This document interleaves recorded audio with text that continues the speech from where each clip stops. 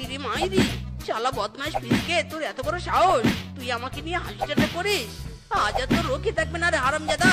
হারামজাদা, আমি সত্যি কথা বলছি তো, তোর গায়ে জ্বালা ধরে গেছে। হ্যাঁ, এবার আমিও আর চুপ থাকবো রসাওয়ালা।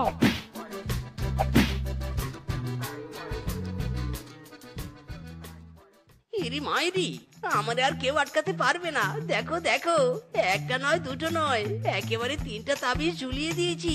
এবার পাত্রীপক্ষ আমাকে পছন্দ না করে যাবে কোথায়? ওরে কাপুরুষ রে, তুই একটা জলজ্যান্ত ছেলে হয়ে তুই কোন আক্কেলে গলায় তাবিজ ঝুলিয়েছিস?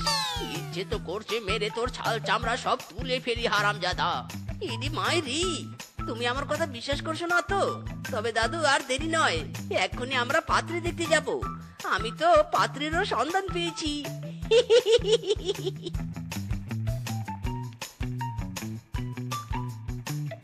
বাবা বাবা বাবা, কি সুন্দর কি সুন্দর!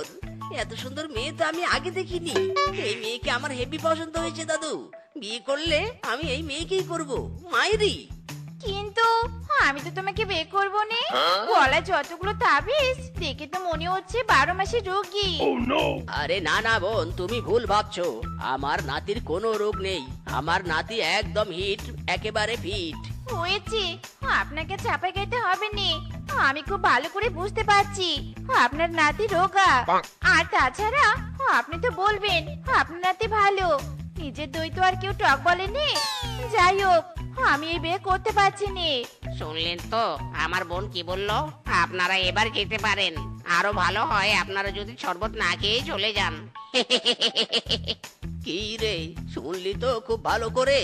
গলা ভর্তি তাবিজ দেখে পাত্রী তোকে চিররোগা ভেবেছে। আর তাবিজের কারণে আজ তোর বিয়েটা ভাঙলো। আরো তাবিজ দে গলায় বদমাইশ, আরো 15-20টা তাবিজ দে। দিলাম আর কিছুই বোঝে না মন আমার, দিলাম আর কিছুই বোঝে না।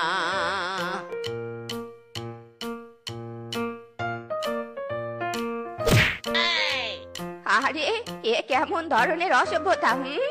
আপনি কি চোখের মাথা খেয়েছেন নাকি? নাকি দেখে চলতে পারেননি? Sorry sorry. আরে মদন যে, চিনতে পারছো তুমি আমাকে? আমি রেশমা, তোমার রেশমা। ওরে আমার রেশমা রে, সেই যে তোমার বিয়ে হয়ে গেল, আর তো দেখাও পেলাম না, তোমাকে আর আপন করেও পেলাম না। হায় হায়, এই দুঃখ তো এখনো আমার মনে আছে।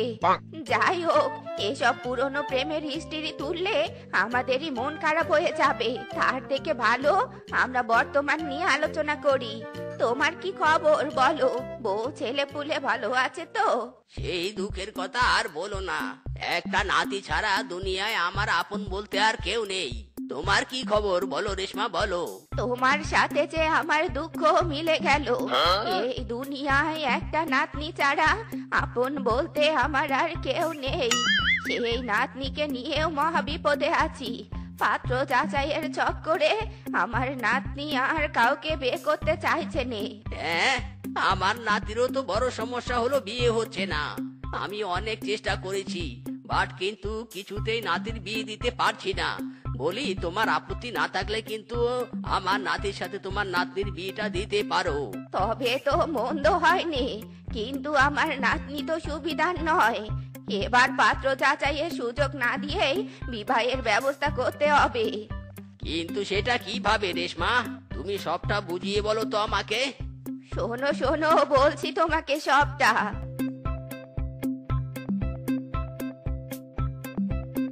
ইরি মাইরি, এবার আমার বিয়ে হবে রে।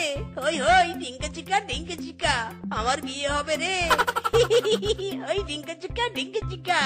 ওরে বলদ রে, এক্ষুনি এত লাফাস না। বিয়ের পাত্রীর সন্ধান পেলেই বিয়ে হবে না রে পাগলা।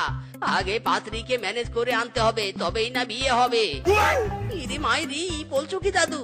পাত্রীকে ম্যানেজ করে আনতে হবে মানে কি? শোন, বলছি তোকে সবটা বলছি।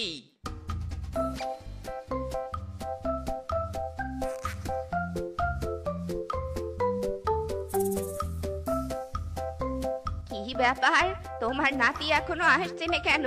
তোমার নাতিও কি ফেল মেরে গেল নাকি? আমি তো কিছুই বুঝতে পারছি না। মিসকে কি সত্যি ফেল মারলো?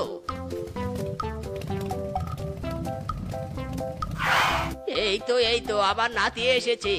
কিন্তু ঘাসের অটোতে কি? তাই তো, তোমার নাতি শেফাকে না এনে ঘাসের অটো এনেছে কেন?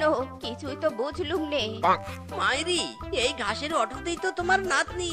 তোমার নাতনিকে তুলে আনতেই তো এই ইউনিক পদ্ধতি আবিষ্কার করেছি।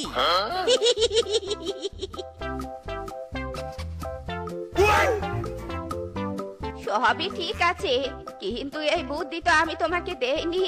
জলদি বাদন খোলো বলছি।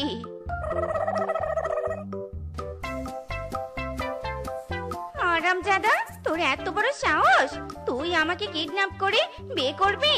দাঁড়া বেটা দাঁড়া, তোকে দেখাচ্ছি মজা। উরি বাবা রে, উরি মারে, মরে গেলাম রে। ও মাগো, আহ!